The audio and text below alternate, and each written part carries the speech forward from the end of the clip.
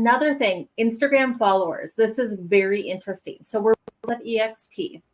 I received a referral from an EXP agent, and this EXP agent had like 60,000 followers. So I received it was a message, and I couldn't answer the phone. So I received a message, and I'm like, oh, an EXP referral. And I looked her up to make sure she was legitimate, first of all. And she had like 60,000 Instagram followers. And I'm like, oh my gosh, this could be an amazing referral partner, right?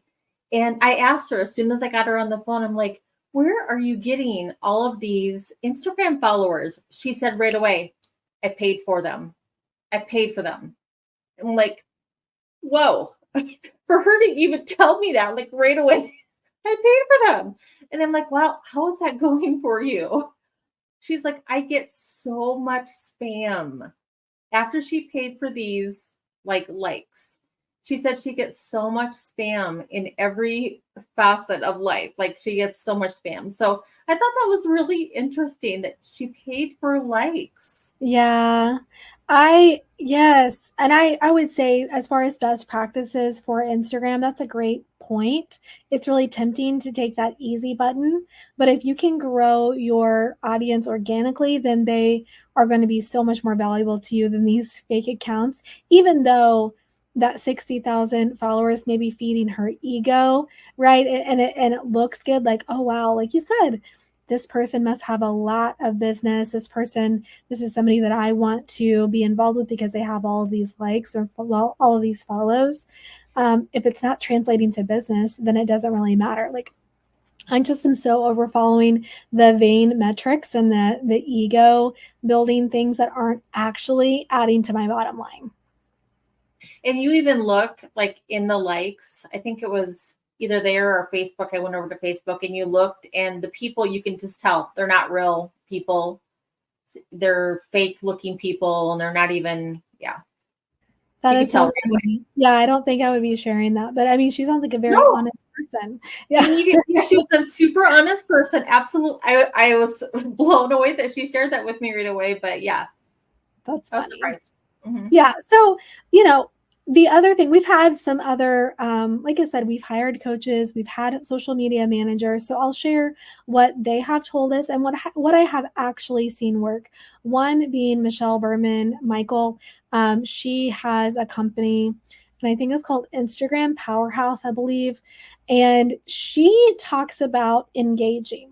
So if you are going to go all in on Instagram, if you feel more comfortable with that medium, then I would say make engagement a cornerstone, not just posting, but actually message people that are in your area, that maybe are in that demographic that you're looking for of a potential client. So for example, let's say Stephanie, you're in Sioux Falls, South Dakota. So if you want to engage with people there, maybe you think about, like, my ideal client is, how would you describe your ideal client? Let's just take him through this exercise. Oh, I would say my ideal client would be someone that's moving up. So I would say, I shouldn't say family focused. I mean, yeah, no, I mean, again, yeah. We're not, this is for you to engage with. So it's not like a fair housing issue. We're not running ads. We're literally just doing a search. So, and I'm going to share how you do this search in a minute, but so just describe like your avatar. That's what they call it, your perfect avatar. Is it going to be like 40s to 50s, probably that age range? Yeah, I would say 40s to 50s. I would say is like, well, honestly, probably not even moving up. I would probably say they're getting ready for retirement. Maybe their kids are going to college. They're probably moving. Yeah. Here, I'm talking to you, telling you in real life time. I'm like, no, I don't want people that are moving up. I want people that are moving down. They're getting ready for their bigger house. They're moving down. They're simplifying their life.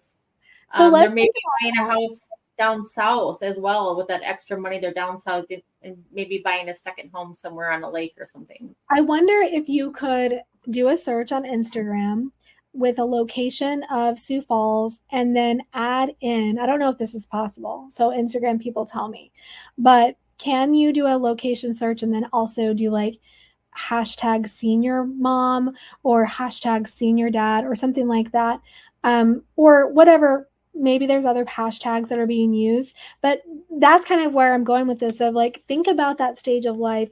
What are they into? What are they doing? And so the parents of seniors, then they're getting ready for that empty nester. They're maybe getting ready for a change.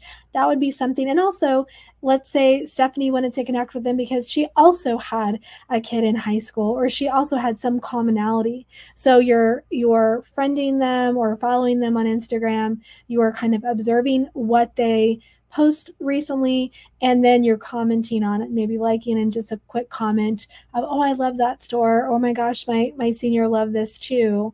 And you're making a connection, and then you just introduce yourself, and not in a copy paste. Empty nester. There you go. Yeah. Do that hashtag, but not in a copy paste way. Not like, hi, I'm Stephanie and I'm a real estate agent and whatever, like nothing like that. More of a, how would you approach somebody? Let's say you found this mom who has a senior. She maybe sent her kid to a school district you're familiar with. So, and you've seen that they're getting ready to send their kid off to college. And what would be something that you would say that would be authentically you, Steph? Oh, you're muted. Sorry. If they're sending their senior off to college. Yeah, just of like you're sliding in their DMs. The goal is just to say hi. This is making you uncomfortable, isn't it? Oh no, it's not making me uncomfortable. I just feel sad for that mom because it's a sad moment, but it's a happy moment because they feel sad but happy. They probably want a friend. They maybe want to go out for a drink. Yeah. Remember that time. After engaging with them a little bit, you may just message them and say, hey, I'm Stephanie. I'm local to the area. I actually had a couple kids graduate from that high school. I see you have a senior getting ready to graduate. Congratulations. I remember what that's like. If you need a friend, I'd be happy to go out to coffee with you or absolutely. Yeah. And you could do it slower than that. I guess it's almost like dating, like, really. Like, you can just comment on their story, comment, and then you start this actual genuine friendship. And that is a lot more groundwork. But honestly, we talk every day to our coaching students about making connections. And we share with them, like, it can be through Instagram, through DMs, it can be a message on Messenger on Facebook, or it can be a text message or email or a phone call.